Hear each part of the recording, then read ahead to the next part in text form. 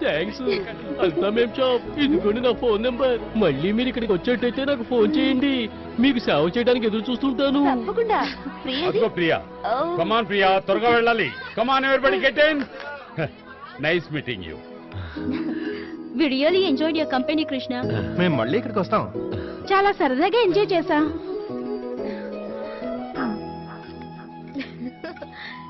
Thanks Krishna. భలే సరదాగా time గడిచిపోయింది. నీతో గడిపిన ఈ 10 రోజులు మర్చిపోలేను. రియల్లీ ఎంతో మిస్ అవుతున్నా నీ చోటుని. నిన్ను మిస్ అవుతున్నా. ఆరోగ్యం జాగ్రత్త సింహాచలం. సరే మరి నేను వెళ్ళొస్తాను. వెళ్ళరానా మరి? నేను వెళ్ళనా? కృష్ణ చెయ్యి వదలలేదనుకో, తాను ఎలా వెళ్తుంది? బాయ్ కృష్ణ. బాయ్.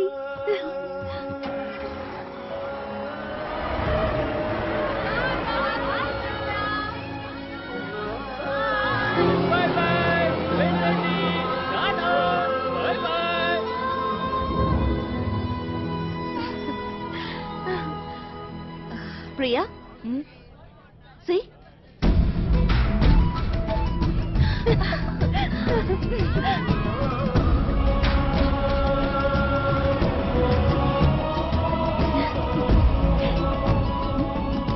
Hey!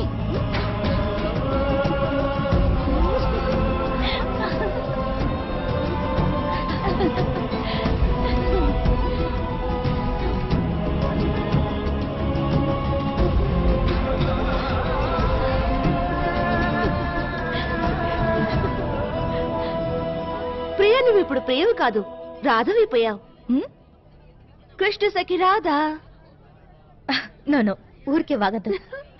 చూడు, బహుశా కృష్ణ నిన్ను సీరియస్ గా ప్రేమిస్తున్నాడు అనుకుంటా.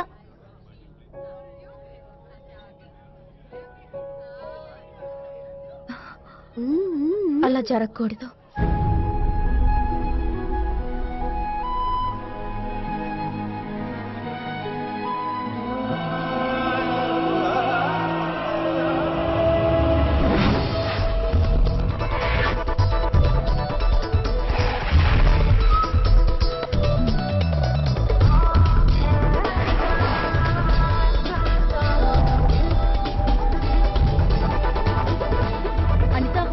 ప్రార్థించుకో. ఇవాళ బాస్ మంచి మూడ్ లో ఉండాలి. మనం 5 రోజులు లేట్ గా వచ్చాం. Hi Rahul. Hi Anitha. Hi hi hi hi Anitha. Hi hi hi. మనం వాళ్ళకి చెయ్యి హాయ్ చెప్తుంటే వాళ్ళు మనకి 5,000 చూపిస్తున్నారేంటి? 5 రోజుల్లో 5 వేళ్లతో గుర్తు చేస్తున్నారు. Oh my God. అయితే మన బాస్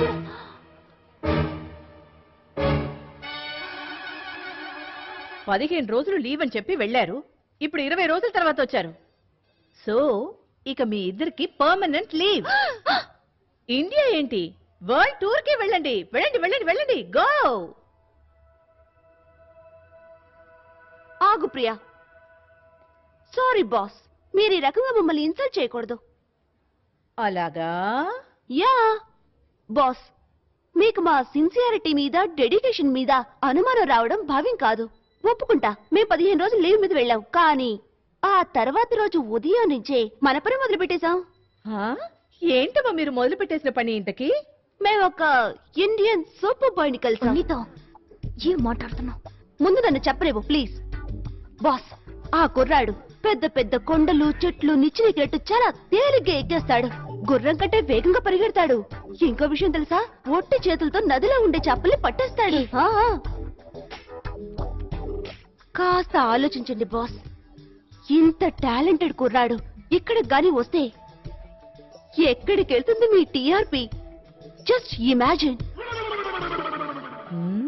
ఏవో చిల్లర కథలు చెప్పి నా చెవిలో పువ్వు పెట్టాలనుకుంటున్నారు కదూ? అలాంటిదేం లేదు బాస్, నన్ను నమ్మండి ప్లీజ్. ఆ అబ్బాయి అవన్నీ చేయడం మీరు స్వయంగా ఇక్కడే చూస్తారు. ఇక్కడ చూస్తుంది? ఎలా చూస్తుంది? అతను ఎలా వస్తాడు సింగపూర్ కి? ఎన్నిసార్లు ఆపాలని ట్రై చేశాను. నువ్వు మాట్లాడడం మొదలు పెడితే వెనక ముందు చూసుకో. ఓ ప్రియా ప్లీజ్. ముఖ్యమైన విషయం ఏంటంటే జాబ్ కాపాడుకోవడానికి నాకు మరో దారి ఏది కనపడలేదు. అంతేకాక మరి కృష్ణ ఒకవేళ ఇక్కడికి వచ్చాడే అనుకో, అందులో తప్పే ఉంది. అదిగో నువ్వు మళ్ళీ అదే మాట అంటున్నావు. అయ్యో రిలాక్స్, ముందుకొచ్చు, ఆలోచించు. ఒకవేళ కృష్ణ టాలెంట్ ని మన ఛానల్లో చూపించావే అనుకో, లాభం కృష్ణకేగా. నేమ్ ఫేమ్ మనీ ఇవన్నీ అతనికి లభిస్తాయి. ఎంత గొప్పవాడవుతాడు. Just think. నువ్వు అనేది కరెక్టే అనిత, కానీ కృష్ణ వాళ్ళ నాన్నమ్మను వదిలి బయటికి ఎక్కడికి రాడు. ఆవిడే అతనికి లోకంలో అన్ని. అతని లోకంలో ఇప్పుడు నువ్వు కూడా ఉన్నా. నాకు తెలుసు. ప్లీజ్ నేను చెప్పేవన్నీ చేస్తూ ఉండు, అంతే చాలు. కృష్ణకు ఫోన్ వచ్చింది. Phone phone Krishna phone. తను వస్తున్నాడు. ఎవరా వచ్చేది? ఎవరన్నా కుర్రాడా? ఇండియనేనా? అతను సింగపూర్లోనే ఉంటున్నాడా? ప్రియా, నువ్వు ఆ కుర్రాన్ని ఇష్టపడుతున్నావు కదా? అరే మామ్, మళ్ళీ అదే నా కుర్రాడు. నేనే కుర్రాన్ని ఇష్టపడలేదు. ఎవరినైనా సెలెక్ట్ చేసుకోవచ్చు. చేసుకుంటాలే, కానీ ముందు నువ్వు ఇక్కడి నుంచి వెళ్ళు. మేము మా జాబ్ ని కాపాడుకోవాలి. అయితే నీ పెళ్లి సంగతి తర్వాత చూద్దాం. ప్రియ దగ్గర నుంచి ఫోను. ప్రియా. హలో కృష్ణ. ప్రియా, ఎలా ఉన్నావు ప్రియా? బాగానే ఉన్నాను, బట్ ఏది నచ్చటం లేదు. నాకు కూడా. సరిగ్గా నిద్ర రావడం లేదు. నాకు కూడా. నాకు నేను మీట్ అవ్వాలని ఉంది. నాకు కూడా ప్రియా. అనిత, అతను నాకు కూడా అనే మాట తప్ప అడ్వాన్స్ అవ్వడం లేదు. నువ్వు అడ్వాన్స్ అవ్వు. చదువు. ప్రియా, నువ్వు మాట్లాడమేంటి? కృష్ణ, నువ్వు ఇక్కడికి వచ్చి మా అమ్మని ఒకసారి కలవగలవా? అమ్మనా? ఇక్కడికి వచ్చి మా అమ్మని కలవకపోతే మా అమ్మ నాకు మరొకరితో పెళ్లి చేసేస్తుంది. ఎన్ను అనేది? లేదు, నేను అలా జరగనివ్వను. నేను వస్తున్నాను ప్రియా. నేను వచ్చి మీ అమ్మగారిని కలుస్తాను ప్రియా. కానీ ప్రియా, నేను ఎలా రావడం? అవును, ఎలా వస్తావు? హలో కృష్ణ, నువ్వేం దిగులు పడకు. బహదూర్కి ఫోన్ ఇవ్వు.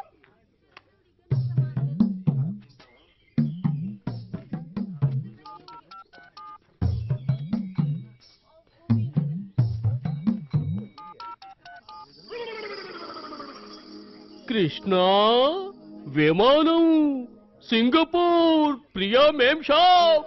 ఇదంతా ఎప్పుడు ఎలా?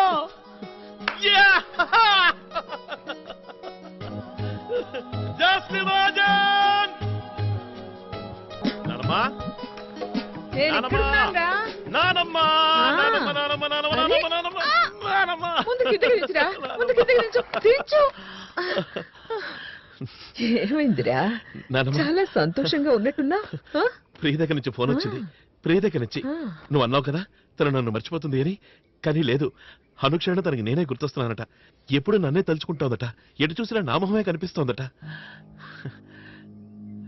నేనెప్పుడూ నీకు చెప్పలేదు కానీ ఇక్కడ నా పరిస్థితి కూడా అంతే.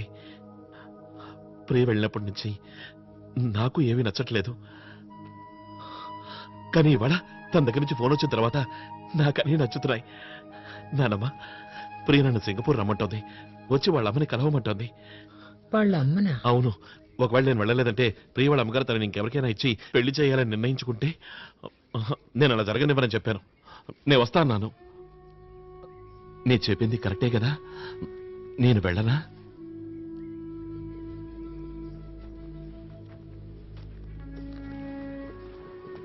నానమ్మ, కొద్ది రోజుల మాటేగా. నేను సింగపూర్ వెళ్ళడం, వాళ్ళ అమ్మగారితో మాట్లాడి తనని మెట్ట పెట్టుకుని వచ్చేయడమే. వెళ్ళమంటావా నన్ను?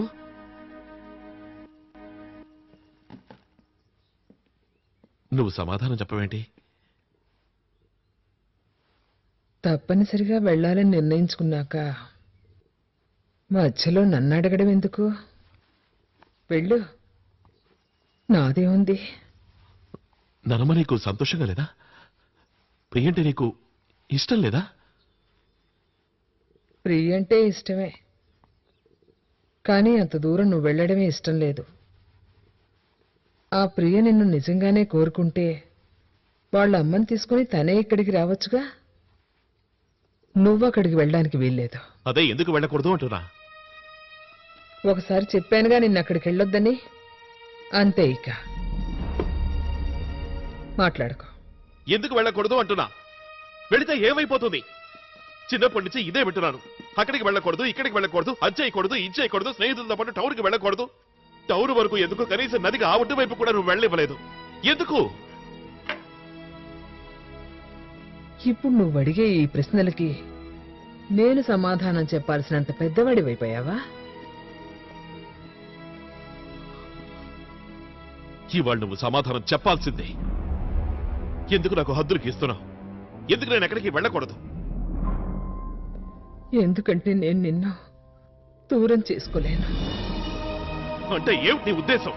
జీవితంతో ఇక్కడే ఉంటూ నీ కాళ్ళ దగ్గరే పడుండి నీ మొహమే చూస్తూ కూర్చోవాలా? కొండలు, గుట్టలు, వాగులు, చెట్లు, చేమలు వీటితోనే కాలక్షేపం చేస్తూ జీవితం గడిపేయాలనా?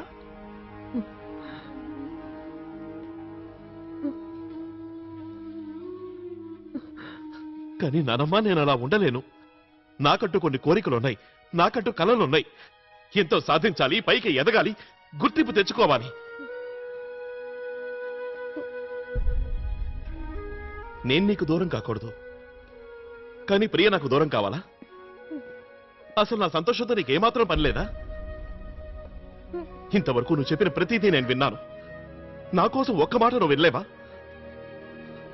స్వార్థం అంటే ఏమిటో ఈ రోజు నిన్ను చూసి తెలుసుకున్నాను. నీ గురించి ఎంతో గొప్పగా ఊహించుకున్నాను, ఎంతో గొప్పగా. నా ఊహలన్నింటినీ బుక్కిబాల్ చేశావు. అదే ఈ రోజు మా అమ్మ నాన్న బతికుంటుంటే తప్పకుండా నా మనసును అర్థం చేసుకునేవారు, నన్ను వెళ్ళనిచ్చేవారు, అడ్డగించేవారు కాదు.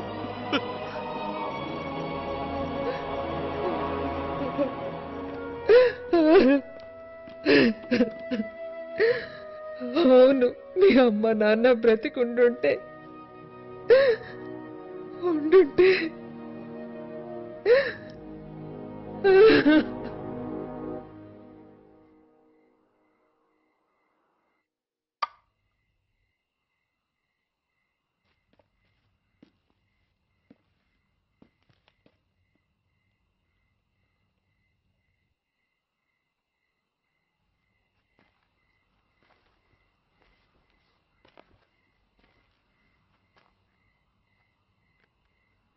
నానమ్మ, sorry.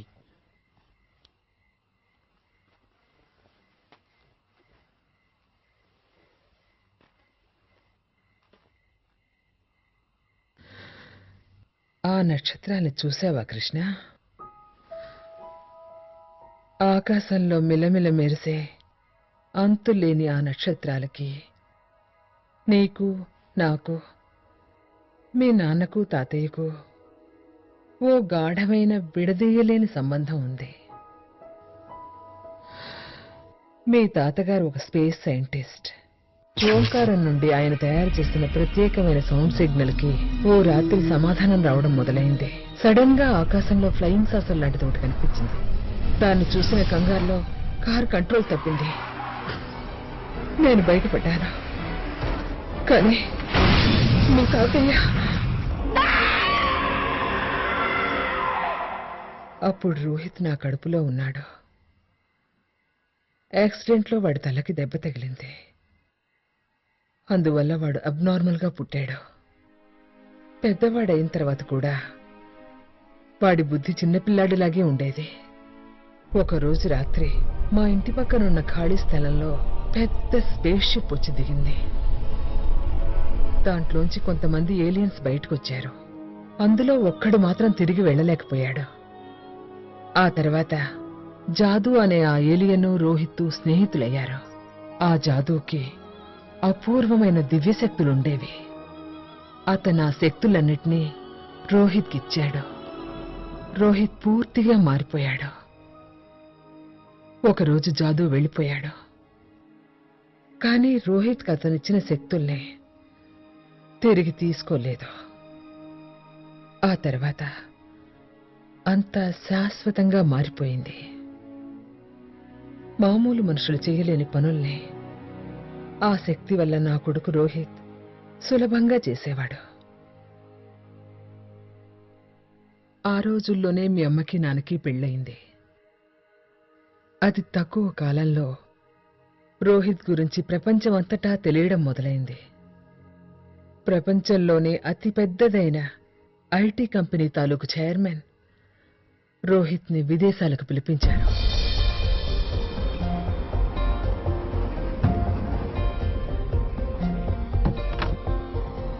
Thank you.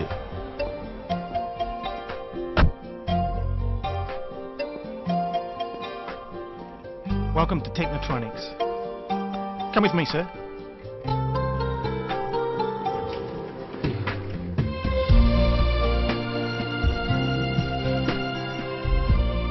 Dr. Arya will be here shortly.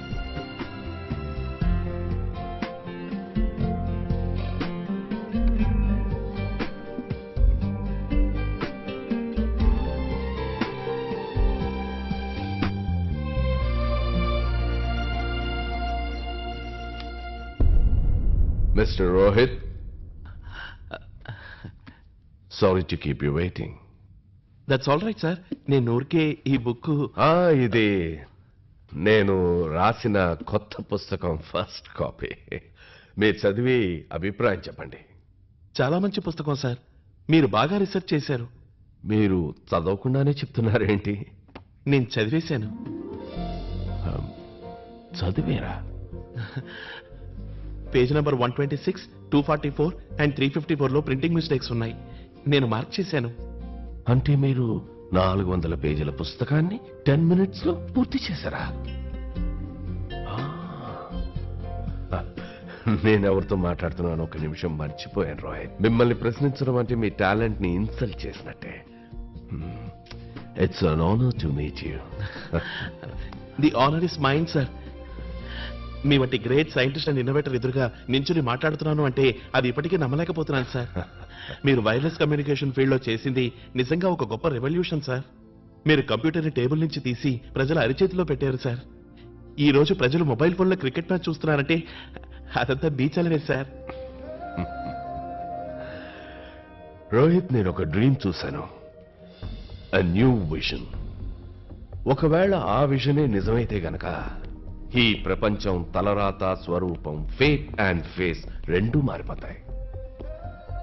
ఆ కలను నిజం చేయడానికి మీ సహాయం నాకు కావాలి. రోహిత్, నేను తయారు చేయాలనుకుంటే కంప్యూటరు భవిష్యత్తుని చూపించగలగాలి. Which could show the future. Future? Tea తాగుతావా? కాఫీయా?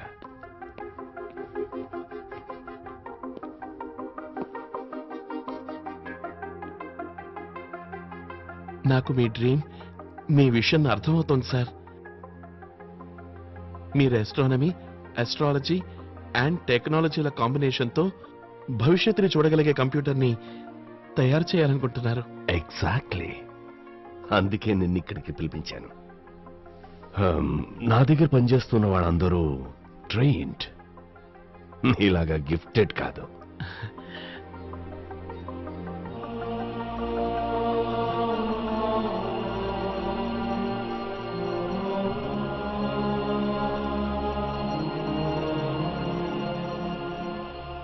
ఏంటి ఆలోచిస్తున్నావు? సార్, మనం నిజంగా అటువంటి కంప్యూటర్ని తయారు చేసి భవిష్యత్తుని చూడగలిగితే ఒకవేళ ఇంకేముంది, మనం ఈ ప్లానెట్ మీద ఉన్న మనుషులందరికీ ఉపకారం చేసిన వాళ్ళం అవుతాం. Wars can be prevented. భూకంపం, కరువు, ఉప్పెన అలాంటివన్నీ ఆపగలుగుతాం. ఒకవేళ ఆపలేకపోయినా వాటిని ఎదుర్కోవడానికి సిద్ధంగా ఉండొచ్చు. నువ్వు ఫ్యూచర్ ని చూడడం మొదలు పెట్టేశావు రోహిత్. వెల్కమ్. ఇలా ఈ రకంగా విజన్ అండ్ బ్రిలియన్స్ కలిస్తే నా కల నిజం అవుతుంది, చరిత్రలో నిలుస్తుంది. పూర్తిగా 2 సంవత్సరాలు గడిచింది. అసాధ్యం అనుకున్న పనిని నా కొడుకు రోహిత్ సాధ్యం చేసి చూపించాడు. తాను భవిష్యత్తుని చూడ్డానికి వీలైన ఒక కంప్యూటర్ని తయారు చేశాడు. ఆ సమయంలో మీ అమ్మ నిండు చూలాలో. హలో బాబు రోహిత్, నిషని హాస్పిటల్లో చేర్చాను. అక్కడి నుంచే మాట్లాడుతున్నాను. బాబు కంగ్రాట్స్. నువ్వే క్షణమైనా తండ్రివి కావచ్చు. ఆ నువ్వు త్వరగా ఇంటికి వచ్చేయి బాబు. అమ్మా నేను వస్తున్నానమ్మా, వస్తున్నాను. రోహిత్, ఏమైంది బాబు? అదోలా మాట్లాడుతున్నావే? నా శక్తుల్ని దుర్వినియోగం చేశారమ్మా. ఈ లోకం చాలా చెడ్డదమ్మా. నువ్వే దిగులు పడకమ్మా, నేను వస్తున్నాను, నేను త్వరగా వచ్చేస్తాను. కానీ నా రోహిత్ రాలేకపోయాడు.